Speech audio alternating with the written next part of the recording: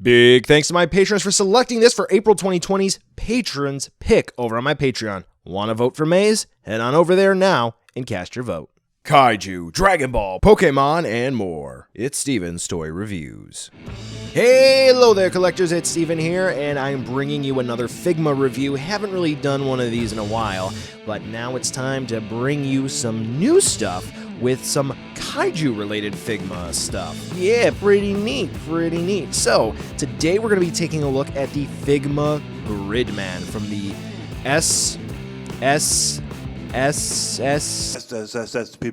Yeah, that's it. Yeah, Gridman anime series. So, with this one being released, it's actually a limited sort of edition one. It has the SP prefix to its Figma number, which is SP114, which means that this is usually a limited production run, not always going to be something that will be reissued on the market, but we'll have to wait and see. Anyway, with a higher than usual price tag and the popularity of the Gridman anime, lots of folks are wondering if this is worth the purchase. So let's take a look to see whether or not he's worth adding into your collection. Something that I would like to stress is that I normally wouldn't have picked this one up, but thanks to some fan demand and Patreon support, I did pick this one up. So yes, your feedback and your actions do make different reviews and videos possible. They do. Now, when looking at the figure up close and personal, I do have to say that sort of looking at it from wide range, there aren't too many things that are going on with this guy. Not really big deals here or there, but when we look at it up close, we can definitely see that it's not necessarily up to the standard from what we would expect from the Figma line. Prices in the Figma line have constantly been creeping up over the last couple years, and yeah, this one isn't an exception. This is about $60 to $73 or so, depending on where you're going to be picking this up, and looking at the paint application definitely does not match what you're paying for. So right off the bat, if we take a look at the head, there's this random paint blob, this silver, that is found on the right portion of the head of Gridman, which isn't really all that great. I'm not really a big fan of that. So yay. And as we go on throughout the rest of the figure, you'll notice some small silver streaks here and there, and some random blue splotches there and here and everywhere as well. Now, I'm not necessarily knocking the figure for some poor masking, which definitely doesn't necessarily be the case throughout the majority of the figure, such as the nice gold bling he's got on his left forearm. Let's hear that new sound. Yep, okay, that was kind of corny, but we're going to keep that in the final cut. But generally speaking, there are a whole bunch of small inconsistencies throughout the figure that kind of make you scratch your head for exactly what you're paying for when this is labeled as a premium quality figure. At least that's what the Figma line is supposed to be known for.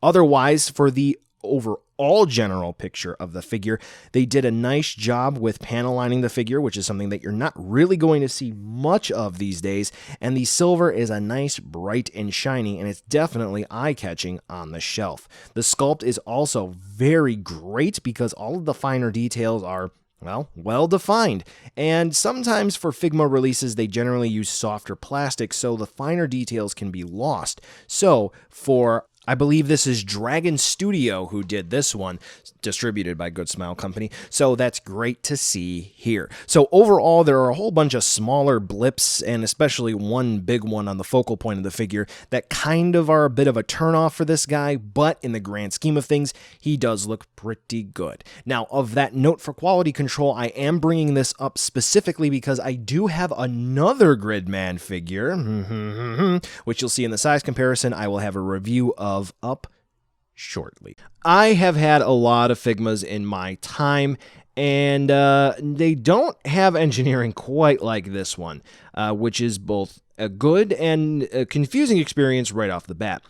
I would also like to note that there were a lot of tight joints on this guy, opening them up out of the box. Like the hips, I really had a difficult time moving them. So what I had to do was use my good old dish soap trick and loosen some joints up. Didn't happen immediately. Had to leave them in the box overnight, and then I came back to them. It was just fine.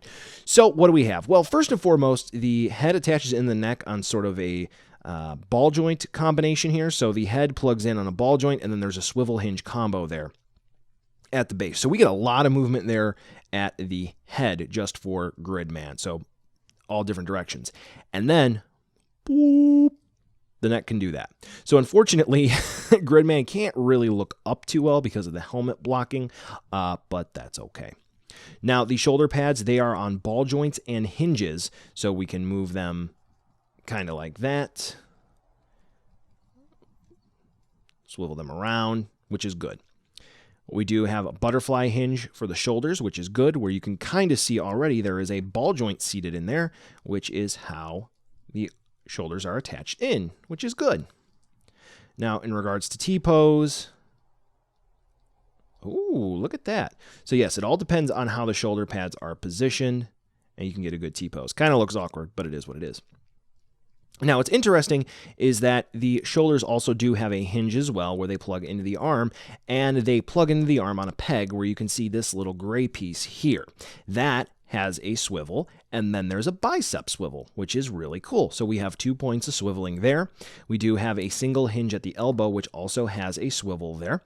Now, what's neat is that that peg plugs into the forearm, and then that peg sort of swivels as well. But what's cool is that the forearm piece where the joint plugs in also plugs into the forearm, which has another swivel, which is cool. And then for the wrists, we have a swivel hinge combo where the wrists are on pegs as well, which means that they swivel. So, very complicated joint system. If you're not very familiar with how to move stuff around, if you're not really good with articulation, then this is going to be confusing for you. But go slow and steady, and you'll be just fine. Also, if you have tight joints, don't force anything. You may break it, which is why I had to loosen everything up. So, we do have a ball-jointed ab crunch, which is cool. And then we have a ball-jointed waist joint, which is neat as well. For the hips, we are going to have ball joints where they plug into the body, which is neat. Unfortunately, we do have guards here on the thigh, which do limit movement a bit. But then the hip plugs into the thigh on a ball joint as well. So kind of the same situation we have going on up here. Multiple points of articulation, so we can kind of push it out like that to get a little bit more movement, but not a whole lot more. And because it's a ball joint, we get swivel as well. We do have a hinge knee, which allows for swivel movement, but that single hinge, perfectly fine.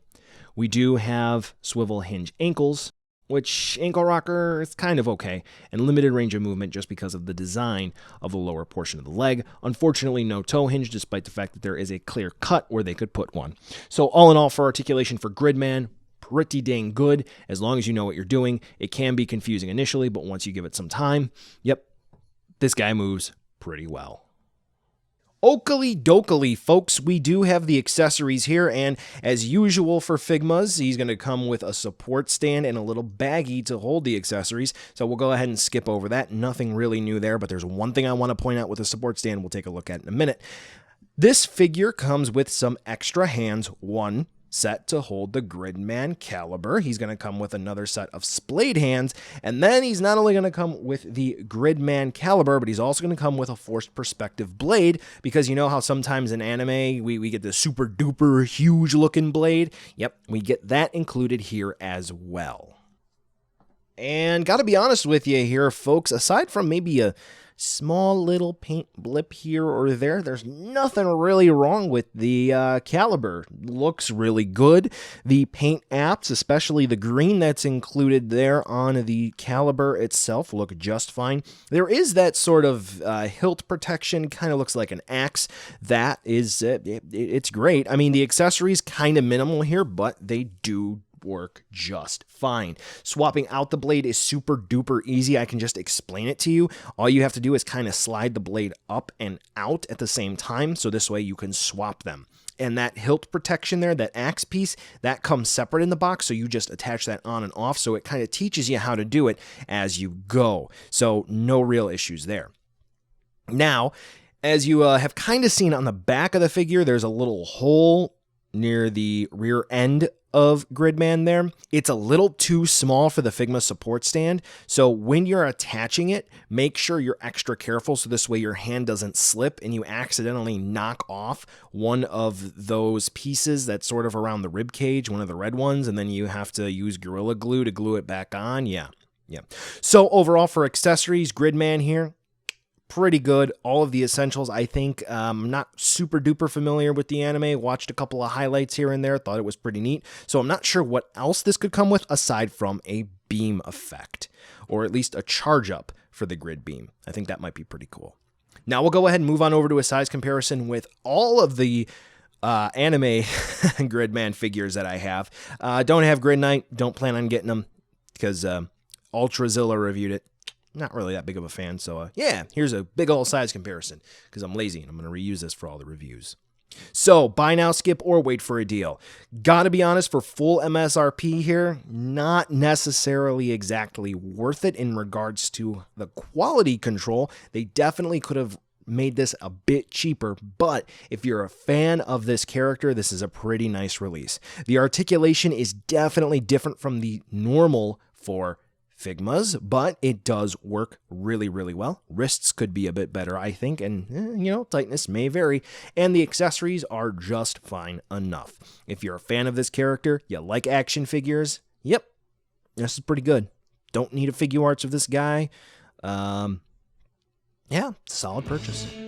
Well, collectors, that brings us to the end of the video today, and I just wanted to take a second to thank you so much for watching. Now you've heard a lot from me, I'd like to hear a little bit from you. Drop in the comments down below whether or not you liked it, you hated it, or maybe you were somewhere in between. I also want to take an extra second here for a nice, humongous thank you to all the patrons for SDR over the last month who have really helped the channel grow into what it can be today. So to all of you, 2 big thumbs up. Thank you very much. And now the end card should be popping up, which will give you a few clickable links, like maybe to subscribe or head on over to my Patreon, or some short URLs like to my social media or to my Teespring store. There's also a video I hand-selected for you, so if you want to watch another STR video, I hand-selected some good content for you to watch, so definitely check out that video. Thank you again so much for watching, and I'll catch ya in the next video.